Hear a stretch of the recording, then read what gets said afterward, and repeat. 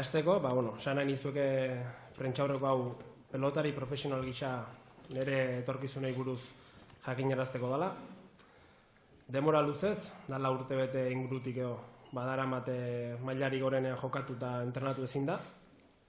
Nire belaunan osasuna medio. Opero ondoren hobekuntza batzuk somatu nilun, belaunen, baina berehala itzuli zien entrenauta nire mailari gonenen jokatzea galarez izaten min eta ezin onak. Saiatu naiz, handik eta hemendik soluzio bat bilatzen, baina egire izor, ez da bat ere erresa izan. Belaunan espezialista eta mediku honenekin behin baino gehiotan egon naiz, tarte Mikel Sánchez, eta denen gomendioa argi izan da.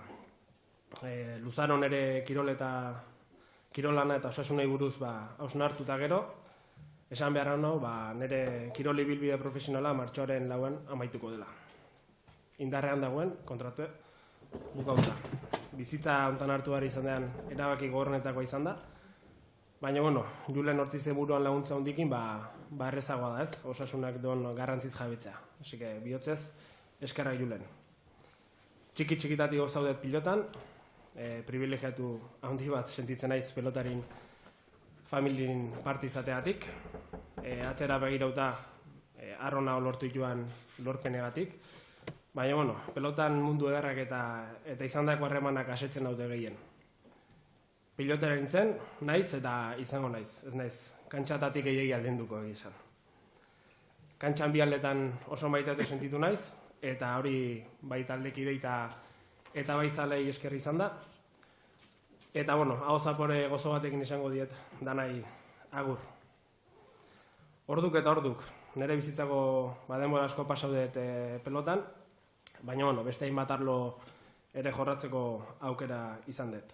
Goi mailako kirolari izatek exigentzia mental izugarria dauke, eta gaztetatik arrakasta deitzen digun hori eskuratzek, egora zailak ekartzen dizkigu eskuartea. Askotan bizi behar izan dut espektatibak ez betetzean garratza, prentsaren presioa, eta ez da beti erreza izan, baina presio eta barne arazok sakon lantzeko aukera eta laguntza izan dut. Alderdi psikologikoare badauke pelotak, eta sarritan gutxi ikusten dana. Aldo horretan lan egitearen enbaitzare bada gaurko erabaki hau.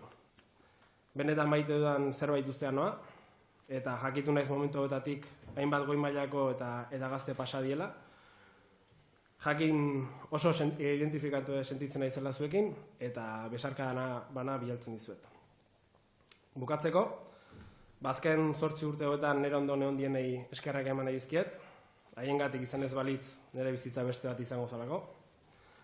Mila esker familiai, Julen Errandoneai, Jokin Etxanizi, Pedro Otana, eta taldekide eta lagun guzti. Gozatu ezagun, bideo hontan, eta segi egur baten denak. Eskerrik asko.